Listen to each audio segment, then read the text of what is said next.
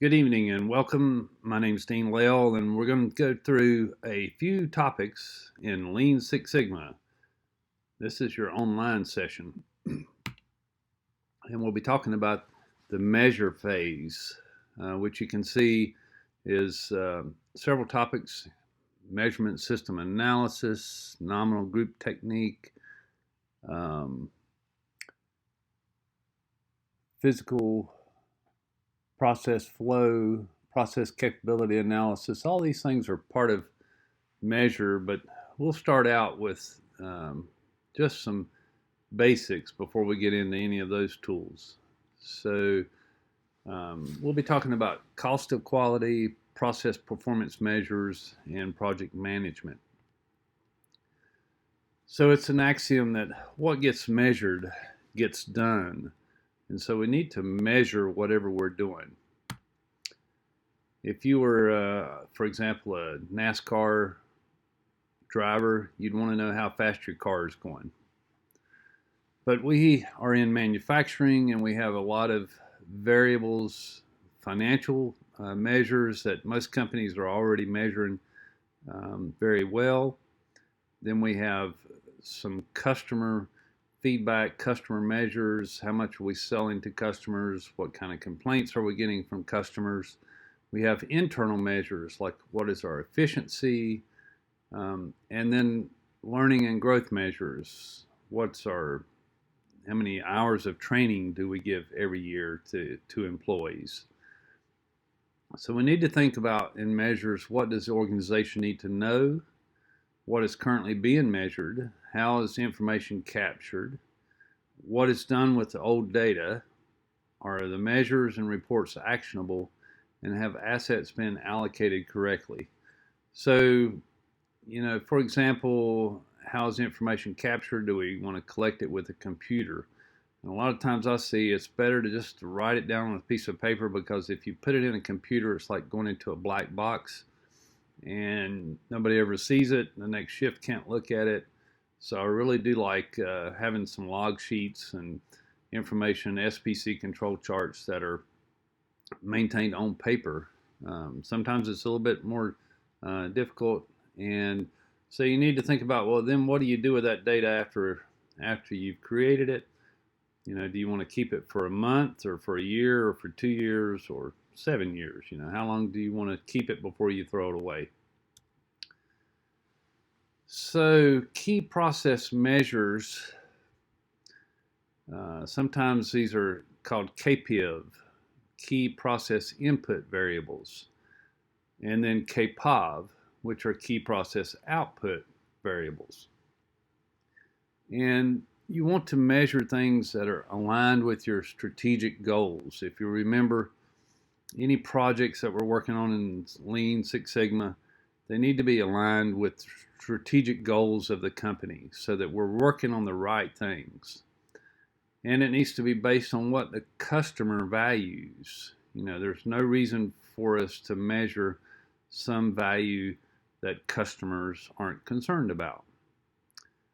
And then it needs to be based on what the company values and integrated and used throughout the company. So you want to try to make it so that everybody has access, that when you calculate efficiency in one department, you use a similar type of measurement to calculate efficiency in another department, so that you can compare how those departments are doing. So now let's talk about a tool for specifying the entire process, and then we can pick those inputs and outputs that we might measure.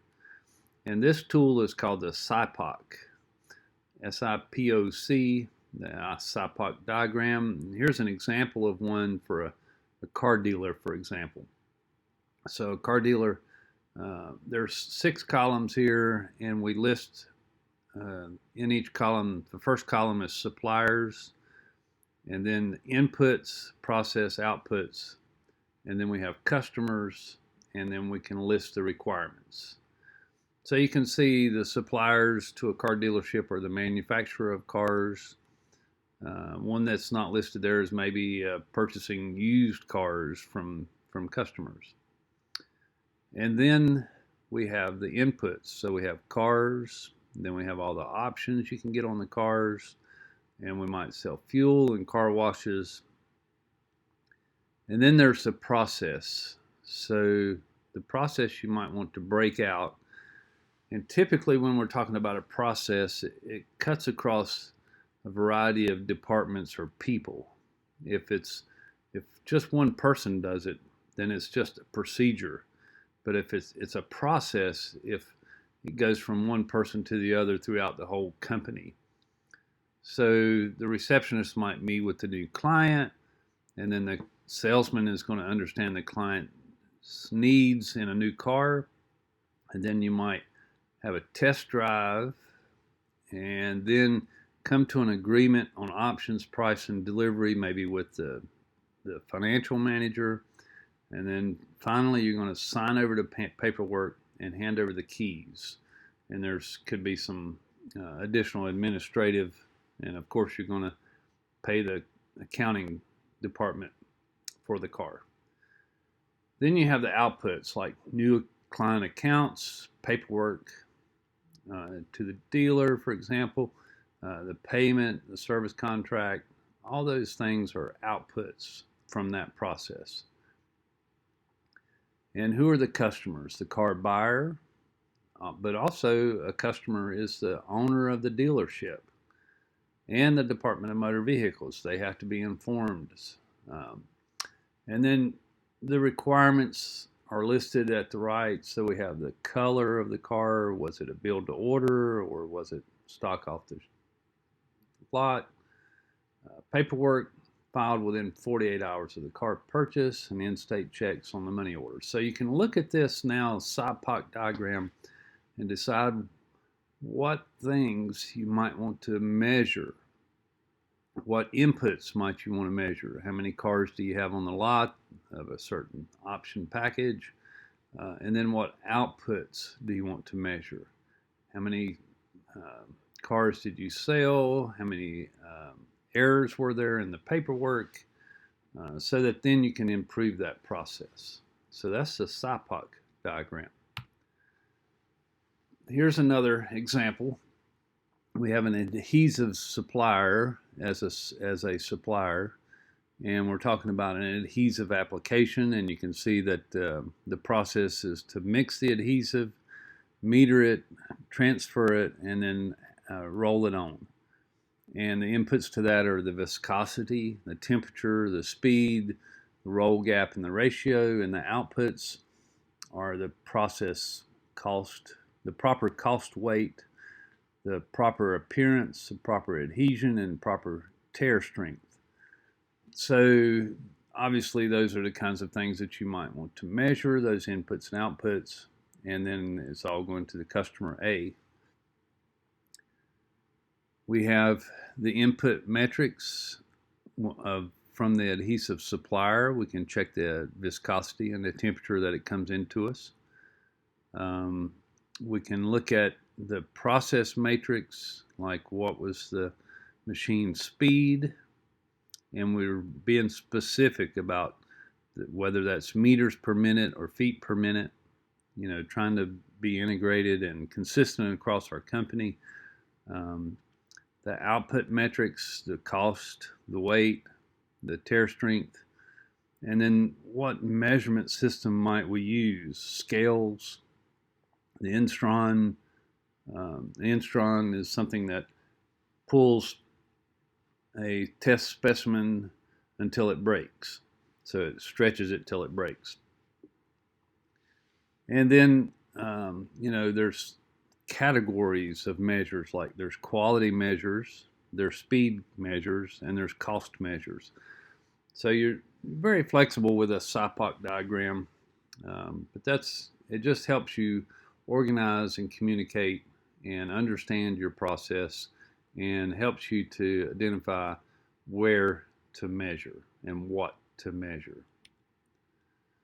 So I'd like for you to take a few moments. You can stop the video and use the Sipoc diagram template to create a Sipoc diagram of your own, you can select a product or a process, maybe at your company or in the school or wherever you might think. Maybe you just make up an example at McDonald's.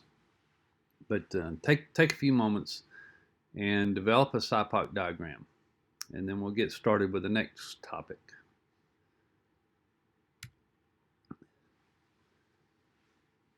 Our next topic is the cost of quality. And quality cost measurement has 4 different categories. The first one is prevention cost. The second one is inspection cost. The third one is internal failure cost. And the fourth one is external failure cost. And this little graph shows that on the horizontal scale, if we're going from 100% defective to 0% defective. So as your product quality gets better and better, going to the right, well, you can understand that if you make a perfect part, it might be very costly. So you can see how this graph here, this prevention cost, as that gets more and more higher quality with fewer and fewer defects, that cost of prevention is going to go up.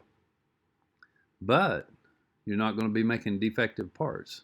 So your failure cost is going to go down as you get better and better quality, all the way towards perfect quality. And the ideal of looking at the cost of quality is to try to come to an optimal level of quality where you're not spending so much to achieve the quality, but you're not having failure cost. So let's talk a little bit about failure cost to start with. Failure cost would be the actual defects. So you might have defects that you make in your plant, and then you might have defects that arrive to the customer.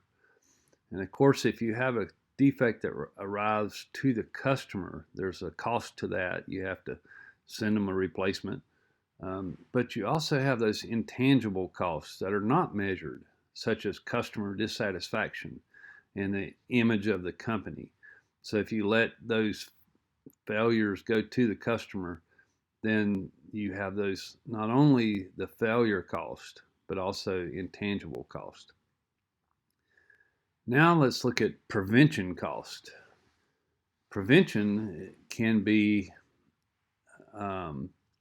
things that you do to prevent making defects. So planning, like quality planning. So you come up with the quality plan that we looked at in our last session, the time that it takes to develop that quality plan, and maybe to do that first article inspection.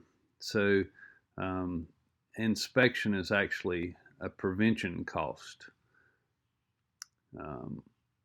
And then we can look at those other things that might be prevention, spending more on capital equipment so that the machine has more process controls and it's newer and it doesn't make defects. So that's a prevention cost also, is spending more on a better machine.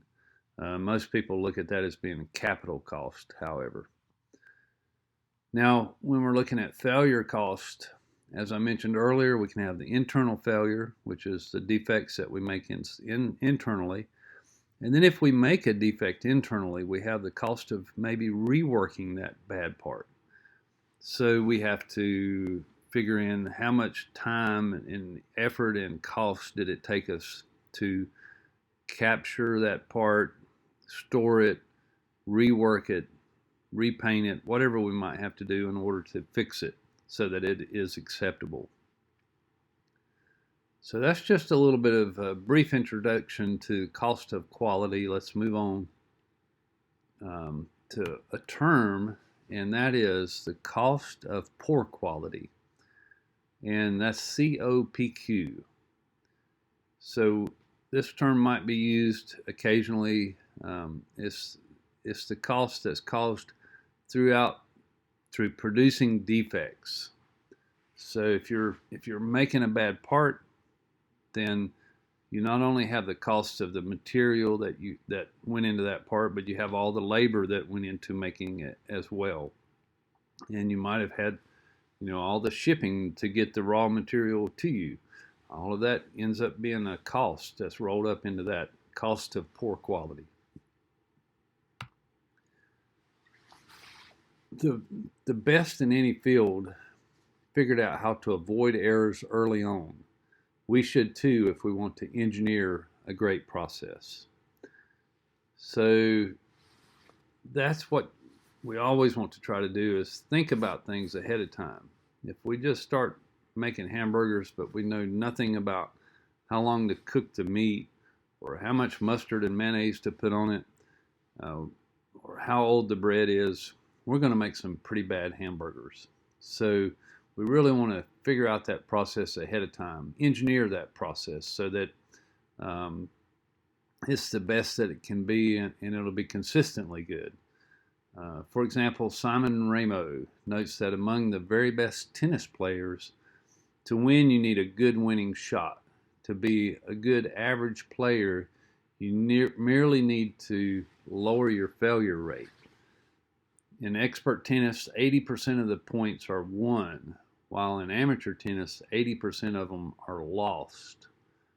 The same is true for wrestling, chess, investing.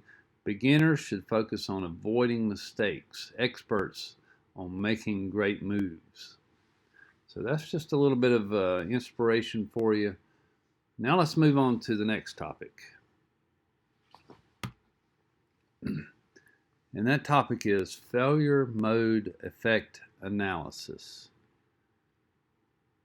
And this is a very strong tool for accomplishing that process of engineering in the quality from the beginning. And the way you do that is by thinking about all the ways that the process and the product might fail. So you first identify the probable failure modes, and then you assign a score on a scale of 1 to 10, and you actually score 3 different categories: the severity of the defect. For example, if the product fails and it's going to kill somebody, then it's a very high score of severity. That's very severe. Somebody's going to die if this product fails. That's a 10. If it's just cosmetic and it's in a hidden area under the hood of the car, for example, and it just changes the way it looks, that's a very low severity, and so you get a low number. Now, what's the probability of occurrence? Now, we'll talk more about statistics later, but you can probably understand that how likely is something to occur. So for example, if we have a tire that's supposed to run 80,000 miles, and what's the probability that it'll wear out in the first 5,000 miles? That's a very low probability, low chance of that occurring. So that'd be a low score. Finally, the probability of detection.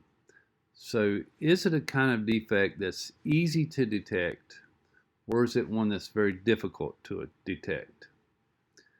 So, for example, if a piece of metal might break and that causes the car to fail, so maybe the aluminum tire rim breaks, and it might break because it had too much stress on it, because people were going around a curve at a high rate of speed, and there was a flaw in the material. Maybe it wasn't cast properly, wasn't annealed properly, whatever it might be. So the probability of detecting that to see if there's a weak portion of a piece of steel, very, very difficult to detect, because you actually have to break it sometimes in order to detect that. So chances of detection would get a very high score if it's difficult to detect. So if it's something you can't see, you have to break it in order to test it, then you're going to give it a maybe 8, 9, or 10 rating.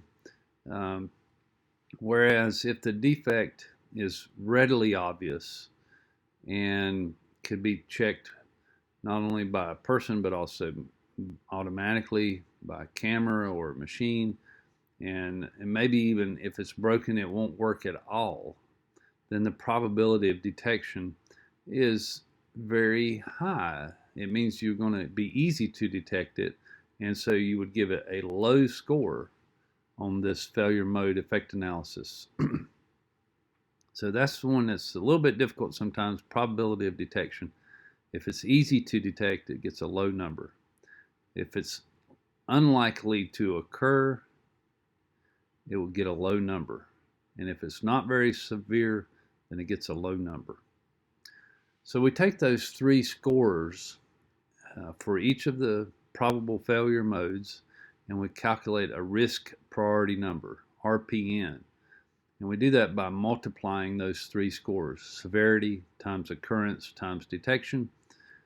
And then we can sort those with the ones with the highest score or the ones we need to work on. So we work on those to try to reduce the risk. So let's look at an example of a failure mode effect analysis. Here we've picked a process of a left front seat belt installation. It's given its process number there, and there's 3 possible failure modes listed. We'll select the wrong color of seat belt. The seat belt bolt is not fully tightened, torqued down, and the trim cover clip is misaligned.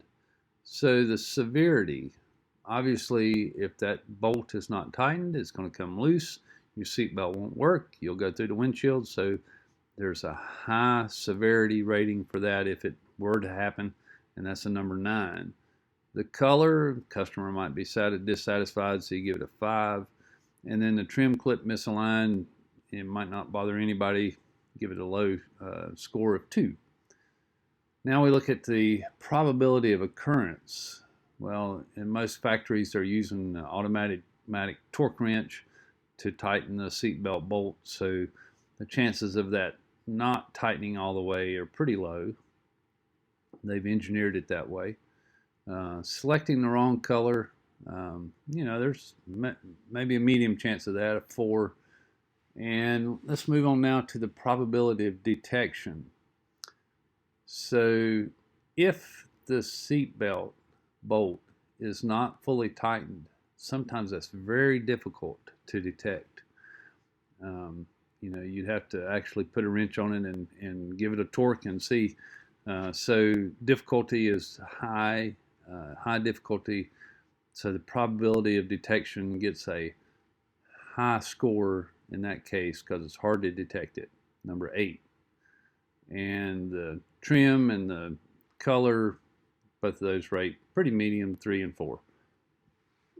So you multiply those 3 numbers out, and you can see that obviously the seatbelt bolt not being fully tightened is our biggest issue we need to work on. Now there's more to the form than that, so I'd like for us to create an FMEA for a quality plan or process that you've selected. And I'm going to go over with you how to do that. So let's see if I can switch over to Moodle. I'll get out of my presentation here. And we will open the template for FMEA.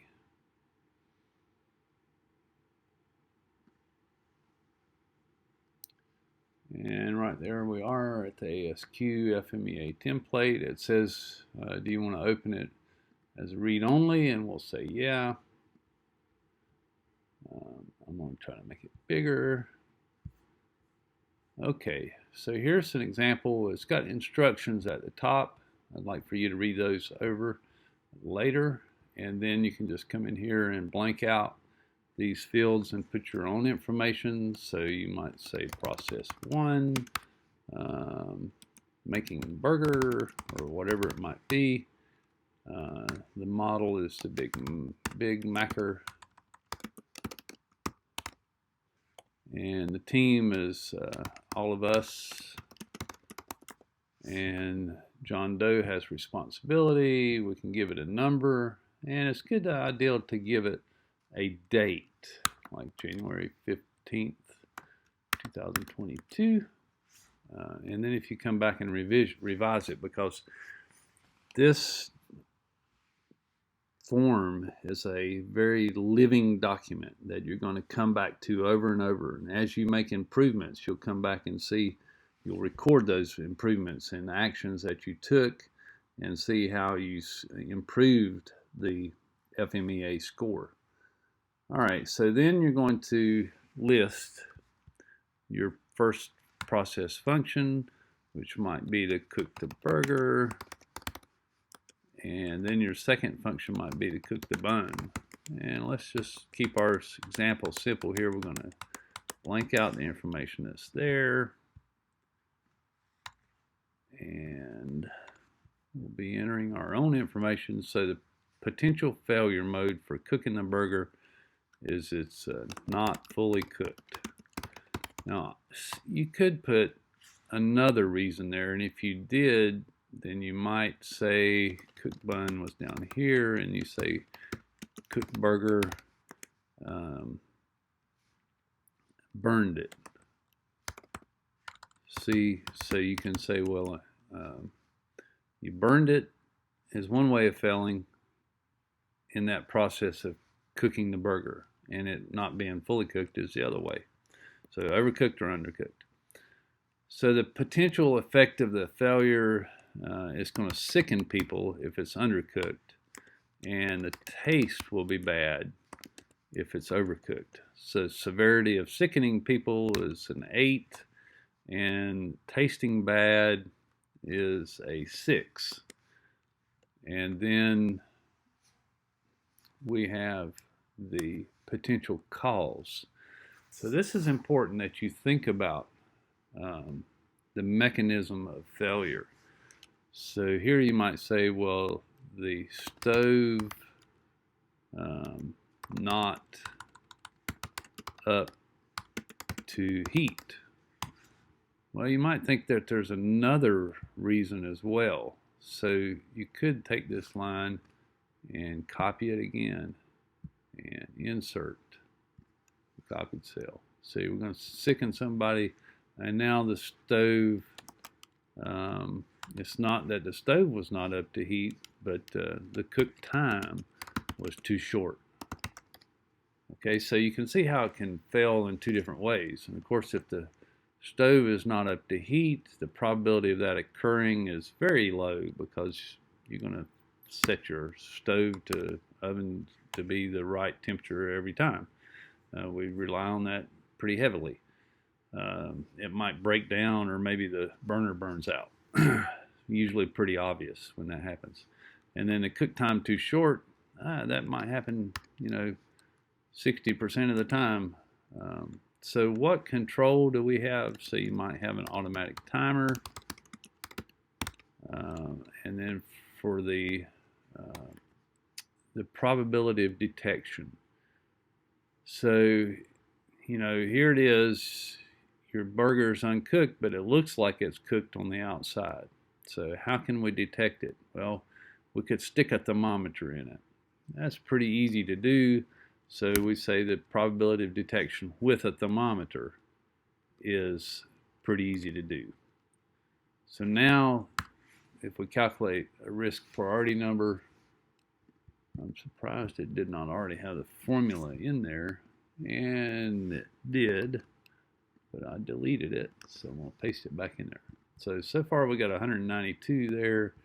Probability of detecting that the stove's not up to heat is pretty easy. And it's got a thermostat and an alarm, let's say. And if it's burned, cook time too long, And probability of that same as being too short. Same thing with the automatic timer. And pretty much same detection mode. Now we say, well, what is the recommended action? So you don't want to recommend the action for everything, but you might want to just pick the one with the highest RPN. And you say, okay, well, we're going to work on that. We're going to try to make sure that we cook it the right amount of time. So, what could it be? You're going to have a automatic spatula.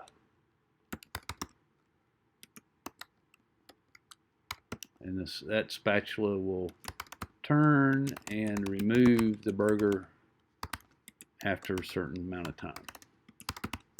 So we've automated it. When we take that action, robot working, robot working, then we say here's the severity of that. Is still 8, but now the probability of occurrence went down to a 2. And probability of detection is still the same, so we improved our score from 192 down to 64. So that's pretty much how the failure mode effect analysis sheet works. And I'm going to take a quick break here, go back to our PowerPoint, and give you an exercise is to obviously to create the FMEA for a quality or process that you select. So take a few minutes to do that, and then we'll gather back.